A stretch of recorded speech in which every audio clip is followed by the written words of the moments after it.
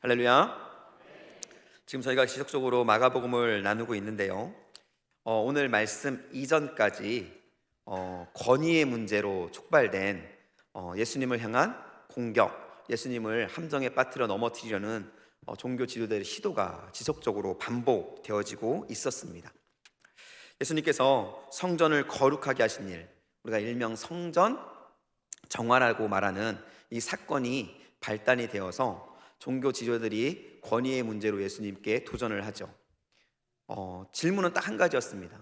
무슨 권위로 너가 이런 일을 하느냐?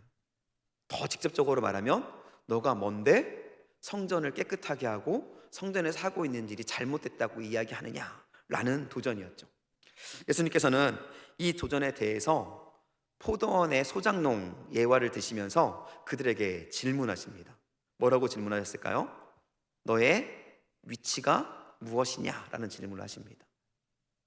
너가 지금 종교 지도자로 서 있지만 너의 실질적인 위치가 뭐냐? 종교 지도자의 위치가 무엇이냐라고 질문하신 것이죠. 종교 지도자들은 본인들이 어떠한 역할인지를 너무 잘 알고 있었습니다. 그러기에 예수님께 아무런 말도 하지 못하고 그 자리를 떠날 수밖에 없게 되었죠. 예수님께서는 그 뒤에 다시 종교 지도자들의 사주를 받고 다가온 그 바리새인과 헤롯 당에 의해서 세금의 문제에 도전을 받게 됩니다. 세금을 내야 합니까? 내지 말아야 합니까? 이 질문은 당시의 시대적 상황 속에 있어서 매우 민감한 질문이었고, 그리고 이 질문에는 빠져나갈 수 있는 구멍이 없는 함정이 담겨 있었습니다. 그러나 예수님께서는 이 세금의 문제를 너는 누구에게 속했냐? 너는 누구의 것이냐? 라는 가치관, 자기 정체성의 문제로 바꾸십니다. 그리고 그 질문을 했던 바리새인과 헤롯 당에게 질문하시는 것이죠. 너는 누구에게 속했냐? 너는 누구의 사람이냐?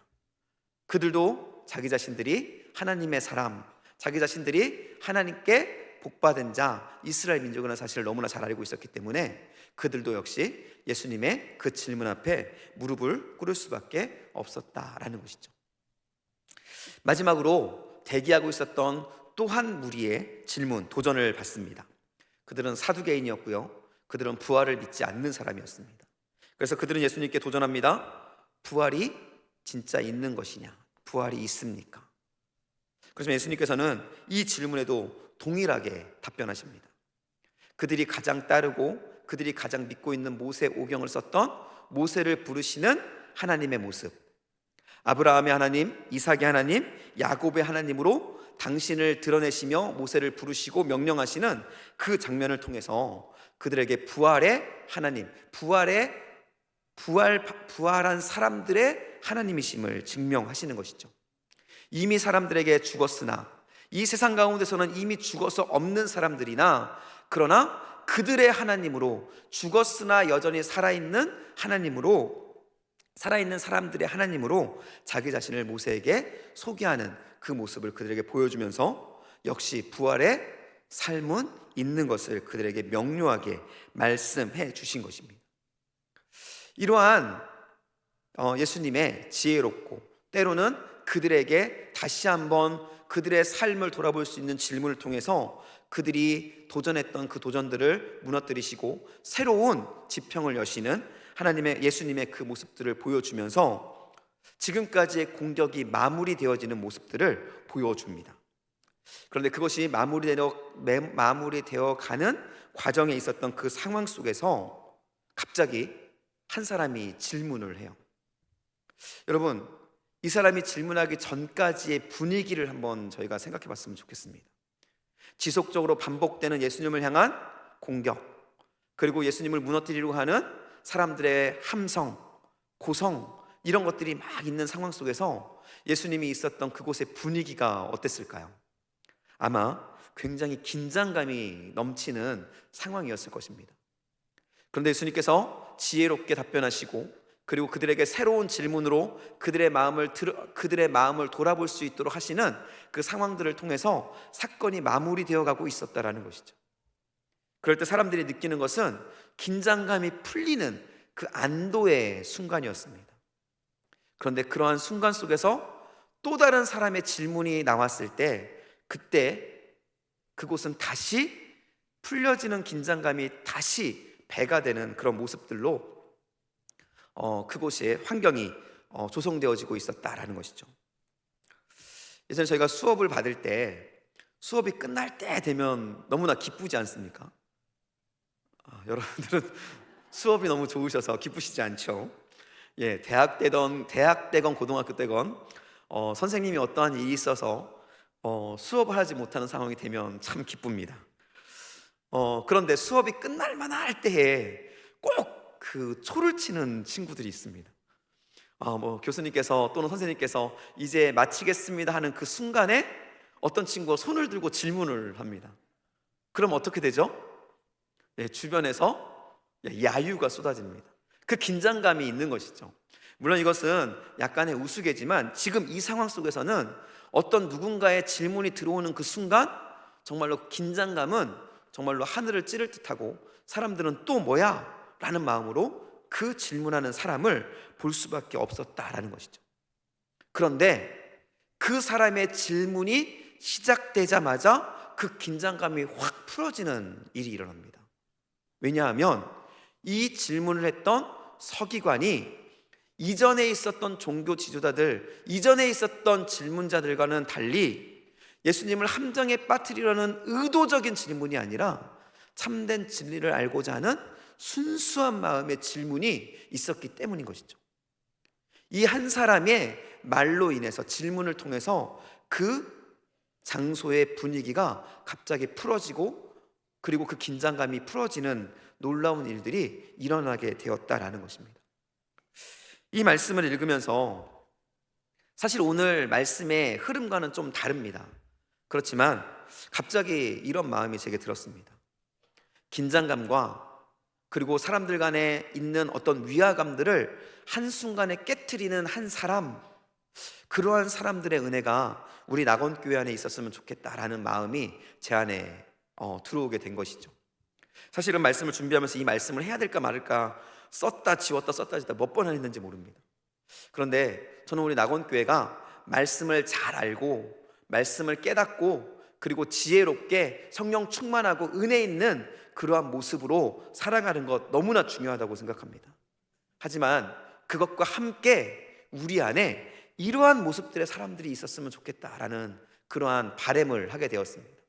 여러분이 있는 그곳에 진실함과 정말로 순전함과 그 어떠한 나의 유익을 바라는 것이 아닌 그 공동체와 그 사람들을 세우고자 하는 마음으로 그 자리에 섬으로 인해서 그 공동체가 그 사람 때문에 회복되어지고, 그 사람 때문에 그 긴장감이 풀어지고, 그 사람 때문에 평안과 기쁨이 넘치는 그러한 공동체로 세워지는 은혜가 우리 낙원교회를 통해 일어날 수 있기를 예수님의 이름으로 축복합니다.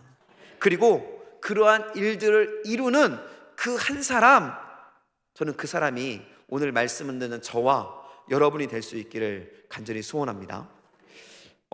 주제에서 약간 벗어났지만 우리 그래도 인사를 한번 하겠습니다. 우리 옆분들에게 인사하겠습니다. 당신이, 제가 당신이 한다고 당신이 하시면 안 돼요. 여러분들보다 나이 많은 분들도 있고, 네. 옆분들을 바라보면서 집사님이, 권사님이 직분을 모르시면, 네, 시간을 드리겠습니다. 옆에 분 직분을 빨리 물어보십시오. 뭔지.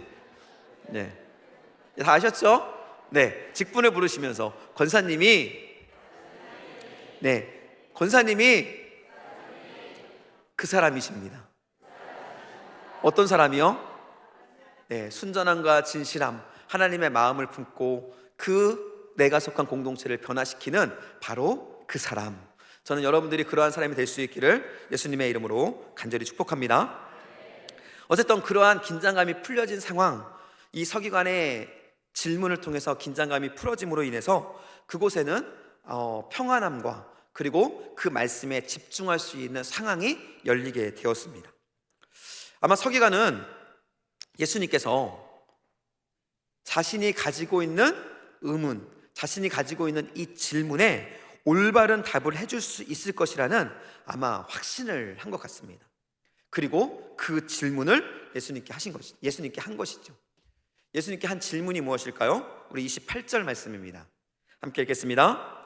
서기관 중 한 사람이 그들이 변론하는 것을 듣고 예수께서 잘 대답하신 줄 알고 나와 묻되 모든 계명 중에 첫째가 무엇이니까? 라고 질문합니다. 그들이 그동안 변론했던 것을 듣고 예수님께서 잘 대답하신 것을 그가 깨닫고 질문한 거죠.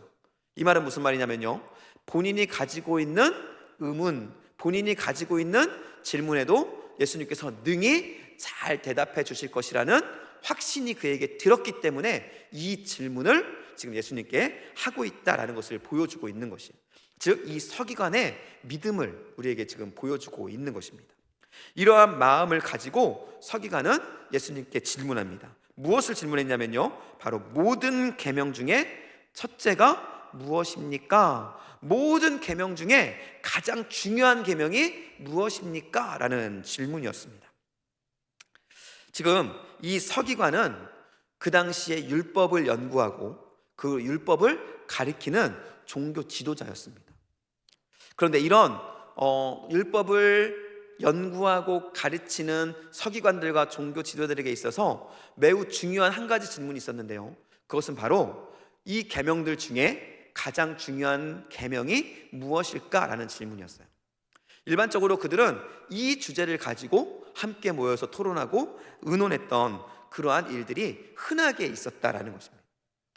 이러한 상황 속에서 이 서기관은 이러한 질문들과 나눔 속에 있었던 본인만의 해답을 가지고 있었을 거예요. 그런데 그것이 옳은지 옳지 않은지에 대해서 오늘 이 예수님을 통해서 확인받고 싶었던 것입니다. 그래서 예수님께 질문한 것이죠. 모든 계명 중에 가장 중요한 계명은 무엇입니까? 예수님께서는 이 서기관의 질문에 답변하셨습니다. 뭐라고 답변하셨을까요? 29절로 31절의 말씀입니다. 함께 읽을까요? 예수께서 대답하시되 첫째는 이것이니 이스라엘아 들으라. 주 곧 우리 하나님은 유일한 주시라.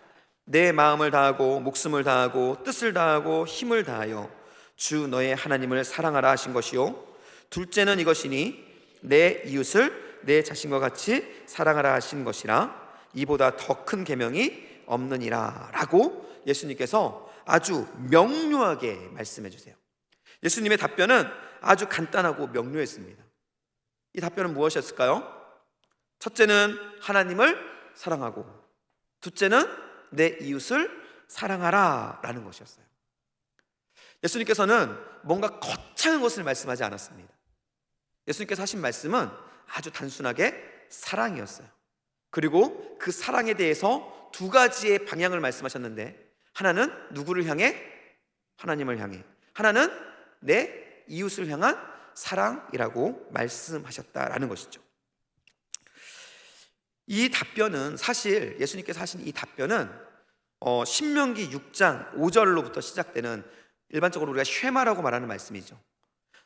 신명기 6장 5절로부터 시작하는 하나님의 명령의 반복이었습니다. 그러니까 이스라엘 백성들, 특별히 성경을 말씀을 연구했던 이 서기관들에게는 너무나 익숙한 말씀이었다라는 거예요. 예수님께서는 그들이 너무나 잘 알고 있는 말씀, 그 말씀을 통해서 그의 질문에 대해 다시 말씀해 주고 있었다라는 것이죠. 여러분, 우리가 잘 알고 있는 십계명은 요약하면 두 가지입니다. 무엇일까요?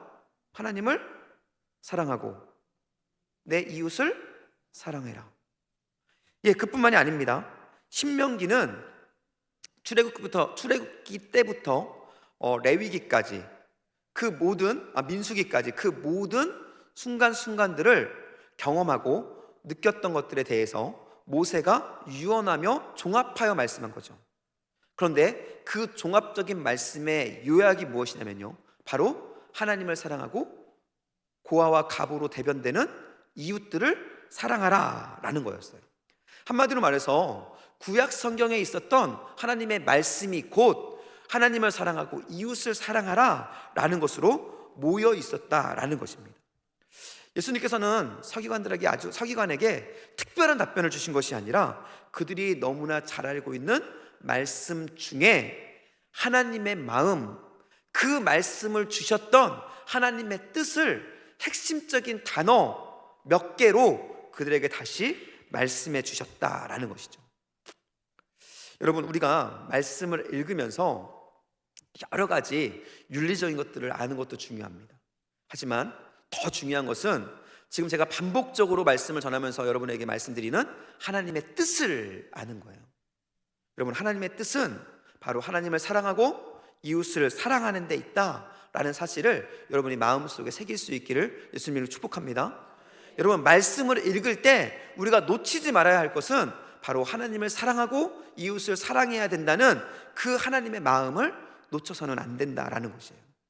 아무리 핵심적이고 중요한 일들이 있다, 중요한 말씀의 의미가 있다 할지라도 그것의 핵심, 그것의 밑바탕에는 무엇이 있습니까? 바로 하나님을 사랑하는 것과 이웃을 사랑하는 것이 있다라는 사실을 우리가 명심할 때 우리는 성경을 다르게 해석하지 아니하고 오직 하나님의 마음을 이해하고 하나님의 마음을 따라 성경을 이해할 수 있는 그러한 우리가 될 수 있다라는 것이죠. 하나님께서는 이렇게 그의 질문에 대해서 가장 중요한 율법, 그것은 바로 하나님과 이웃을 사랑하는 것이다 라고 말씀해 주십니다. 그런데 놀라운 사실은 무엇인지 아십니까? 이 놀라운 사실은 바로 이 서기관이 이 예수님의 말씀에 대해서 아멘으로 받고 있다라는 거예요. 우리 32절과 33절 말씀인데요, 함께 읽겠습니다. 서기관이 이르되 선생이여 옳소이다. 하나님은 한 분이시오 그 외에는 다른 이가 없다 하신 말씀이 참이니이다. 또 마음을 다하고 지혜를 다하고 힘을 다하여 하나님을 사랑하는 것과 또 이웃을 자기 자신과 같이 사랑하는 것이 전체로 드리는 모든 번제물과 기타 제물보다 나으니이다 라고 이야기합니다. 당시의 서기관들은 예수님의 말씀에 대항하는 사람들이었잖아요. 그런데 지금 이 서기관은 처음에 가지고 있었던 그 마음과 같이 예수님께 하셨던 그 말씀 가운데 아멘으로 답합니다. 그런데 아멘으로 예수님의 말씀에 답하는 것 이상으로 본인이 그 말씀을 자신이 알고 있는 성경 지식으로 자신의 것으로 해석합니다. 우리 33절 말씀에 보니까요, 마음을 다하고 지혜를 다하고 힘을 다하여 하나님을 사랑하는 것과 또 이웃을 자기 자신과 같이 사랑하는 것, 이것은 예수님께서 지금 말씀하신 거잖아요. 그런데 그것을 어떻게 말씀하고 있습니까? 이것은 뭐라고요? 전체로 드리는 모든 번제물과 기타 제물보다 낫습니다라고 이야기를 해요. 이것은 하나님의 말씀에 아멘으로 화답함과 동시에 본인이 가지고 있었던 기준을 바꾸는 것입니다. 당시의 종교 지도자들에게 있어서 가장 중요한 것, 포기할 수 없는 것 중에 하나가 무엇이냐면 바로 제사입니다. 그들은 목숨을 걸고 제사를 했던 사람들이거든요. 그런데 지금 이 서기관은 예수님께서 하신 그 말씀 가운데 예수님의 말씀을 지금 무엇과 비교하고 있습니까? 제사와 비교하고 있다는 거예요. 제사보다 예수님께서 하신 그 말씀, 그것이 더 소중하고 더 중요합니다 라고 지금 고백하고 있는 거예요. 이것은 지금으로 말하면 너무나 당연한 것이죠. 우리가 주님께 예배하는 것, 우리가 주님의 말씀을 따르는 것이 그 무엇보다 중요합니다 라는 것이 우리의 고백이잖아요. 일상적인 고백이죠. 하지만 당시에는 이 고백이 말처럼 쉬운 고백이 아니었습니다. 왜냐하면 제사가 곧 그들의 믿음이었고, 제사가 곧 그들의 신앙이었고, 제사가 곧 하나님을 따르는 가장 중요한 지표였기 때문에 그렇습니다. 뿐만 아니라 이 제사가 바로 모든 사람들에게 있어, 특히 종교 지도자들에게 있어서는 핵심적인 일이었기 때문에 그것보다 다른 것을 우위에 둔다는 것은 바로 위험을 감수할 수밖에 없는 고백이었다라는 것이죠. 그런데 지금 이 서기관은 예수님의 말씀에 아멘 하는 것을 뛰어넘어서 많은 사람들 앞에서, 지금 그곳에는 서기관들도 있을 것이고 바리새인들도 있을 것이고 종교 지도자들도 있을 것입니다. 그런 많은 사람들 앞에서 그러한 모든 위험을 감수하며 자기 자신의 신앙을 고백하고 있는 거예요. 뭐라고 고백합니까? 제사보다 하나님을 사랑하고 이웃을 사랑한다고 하신 예수님의 말씀이 더 옳습니다 라고 지금 고백하고 있다라는 것이죠. 그는 이 고백을 하면서 어쩌면 본인들의 공동체에서 쫓겨날 것을 각오하고 이 고백을 하고 있는지도 모른다는 것이죠. 당시에 공동체에서 쫓겨난다는 것은 생활을 할 수 있는 환경이 파괴되는 것을 의미합니다. 물건을 살 수도 팔 수도, 그리고 그것을 생활할 수도 없는 상황에 놓이게 되는 것이죠. 서기관은 그런 것들을 알고 있음에도 불구하고, 그럼에도 불구하고 예수님의 말씀 앞에 아멘으로 나아가고 있다라는 것입니다. 이 서기관의 고백은 바로 믿음에 대한 용기였다라는 것입니다. 저는 저와 여러분에게 이 서기관의 용기가 있기를 예수님의 이름으로 축복합니다. 이 믿음의 용기가 바로 하나님의 마음을 움직이는 놀라운 역사를 만들어낼 수 있다라는 것이죠. 여러분, 우리의 삶 속에서 지난 시간 우리가 타협하지 않아야 되잖아요. 타협하지 않는 용기, 그리고 하나님의 말씀을 아멘으로 고백할 수 있는 용기, 우리 주변에 어떠한 상황이 있다 할지라도 그 상황들을 뛰어넘어 하나님을 인정할 수 있는 믿음의 용기, 바로 그 용기가 우리에게도 필요하다라는 것이죠. 오늘 이 서기관은 그러한 믿음의 용기를 지금 예수님께 보여주고 있다라는 것이죠. 이러한 용기를 보여주는 서기관에게 예수님은 어떻게 반응하십니까? 우리 34절 말씀입니다. 함께 읽겠습니다. 예수께서 그가 지혜 있게 대답함을 보시고 이르시되 내가 하나님의 나라에서 멀지 않았도다 하시니 그 위에 감히 묻는 자가 없더라 라고 말합니다. 예수님께서 첫 번째 그의 대답을 어떻게 생각하셨다고요? 지혜 있게 생각했다고 이야기합니다.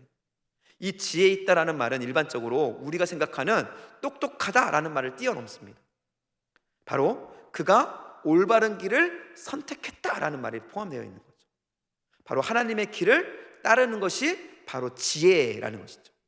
그의 대답이 하나님의 길을 따르는 올바른 길이다라는 것을 예수님께서 그에게 인정하시면서 그에게 말씀하십니다. 뭐라고 말씀하시냐면요, 하나님의 나라가 내게서 멀지 않다라고 이야기하시는 거예요. 이 서기관의 대답은 예수님을 좀 놀라게 한 것 같아요. 왜냐하면 지금까지 만났던 종교 지도자들과는 전혀 다른 모습, 전혀 다른 태도, 전혀 다른 대답을 예수님께 보여주고 있기 때문에 그렇습니다. 예수님은 그러한 서기관을 향해서 칭찬하시면서 최고의 축복을 해주시는 거예요. 천국이 멀지 않았다. 여러분, 우리에게 있어서 최고의 축복은 무엇일까요? 여러분에게서 최고의 축복은 무엇입니까? 우리에게 최고의 축복은 하나님의 나라에 들어가는 거예요. 아니신가요? 네, 돈이, 물질이 많으면 그게 최고의 축복일까요?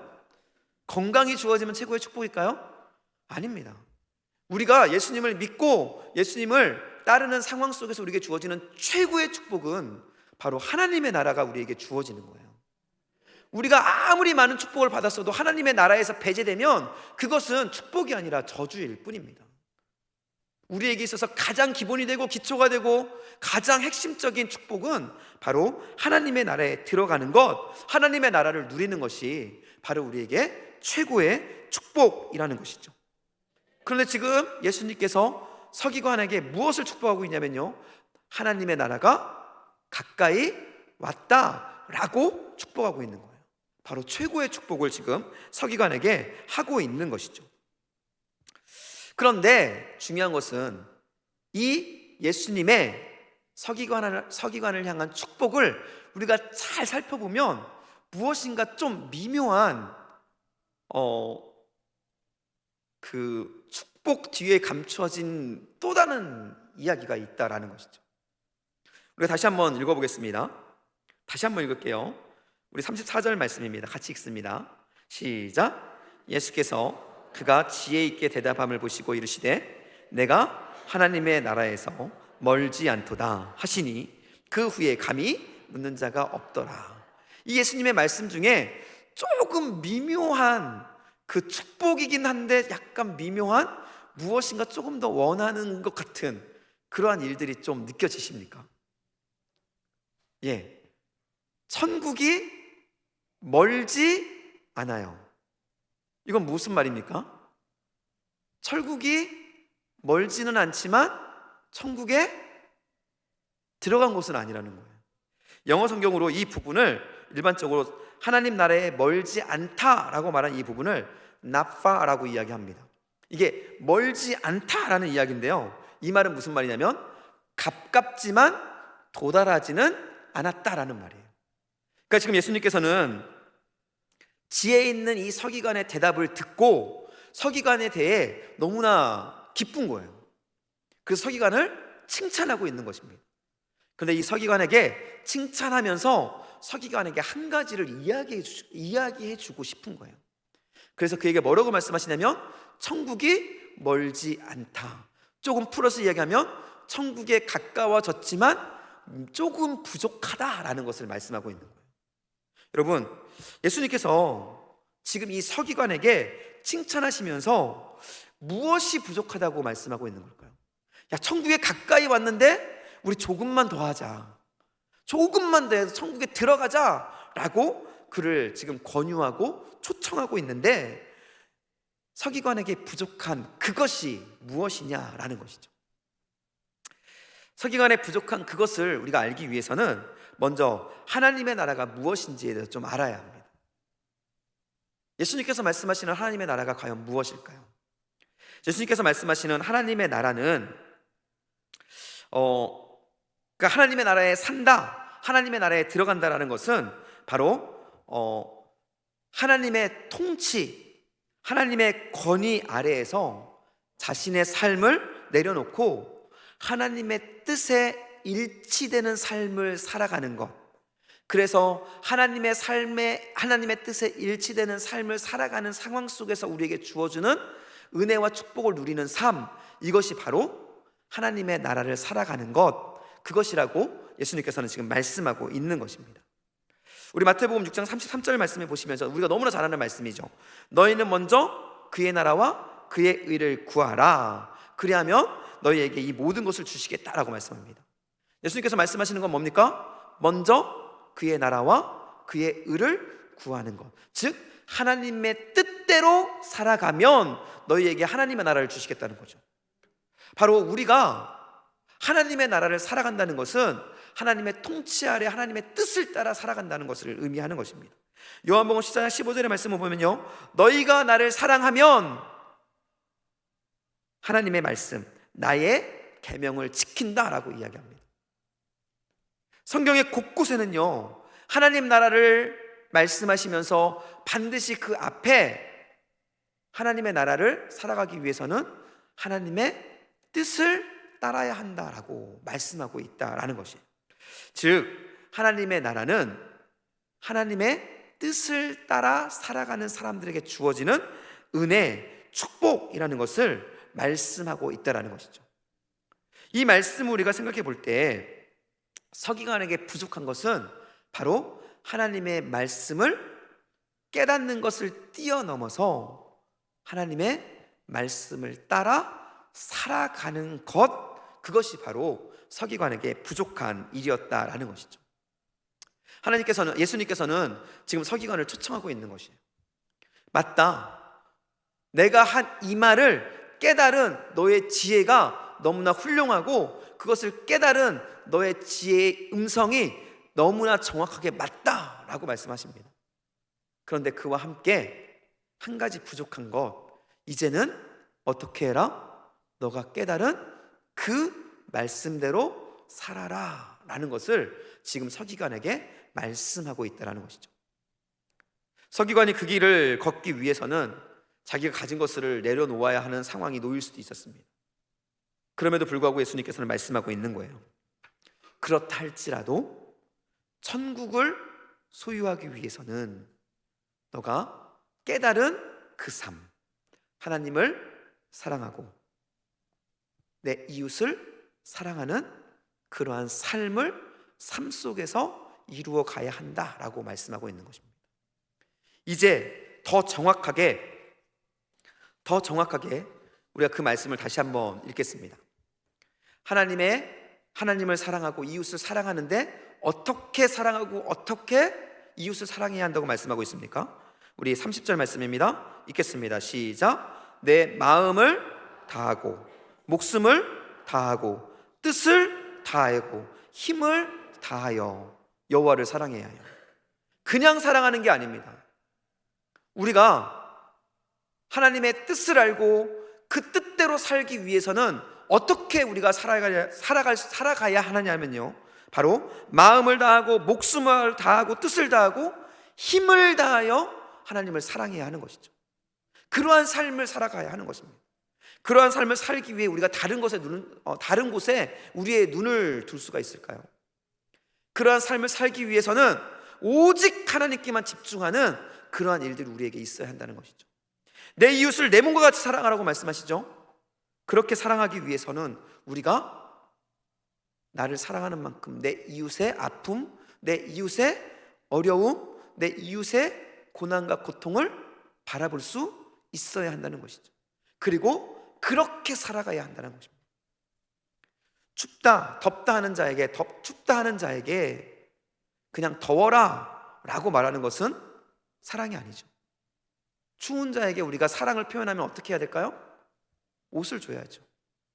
배고픈 자가 와서 배고프다 라고 이야기할 때 우리가 사랑을 행하는 것은 무엇일까요? 여러분, 배고프면 어떻게 하십니까? 먹잖아요. 그러면 냄새같이 그들도 어떻게 해야 되죠? 먹여야죠.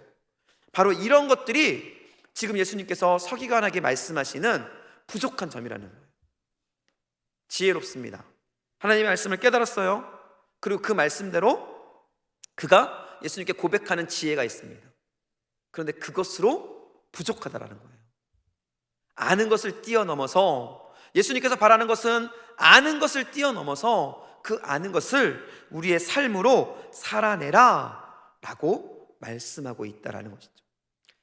여러분, 하나님의 나라는요, 하나님의 말씀과 하나님의 뜻을 아는 것으로 이루어지는 것이 아니라는 것입니다. 하나님의 나라는 하나님의 말씀과 하나님의 뜻을 어떻게 할 때 일어나는 것이라고요? 우리의 삶 속에 행할 때 바로 이루어지는 것이다 라는 것입니다. 여러분, 누구나 예수님을 믿지 않는 사람도 하나님의 말씀을 읽고 이것이 이 문맥에서 말하고 있는 하나님의 뜻이 무엇인지 깨달을 수 있어요. 이해할 수 있습니다. 그런데 그것이 전부가 아니죠. 더 중요한 것은 무엇입니까? 참 그리스도인으로서 예수님의 말씀을 따르는 우리들에게 있어서 중요한 것은 이해한 것을 어떻게 하는 것? 따라 살아가는 것. 이해하는 것을 어떻게 한다고요? 따라 살아가는 것. 이것이 바로 우리의 삶 속에 하나님께서 요구하시는 말씀이라는 것입니다. 이것이 바로 제자의 삶이고요, 이것이 바로 우리가 나가야 하는 길인 것입니다.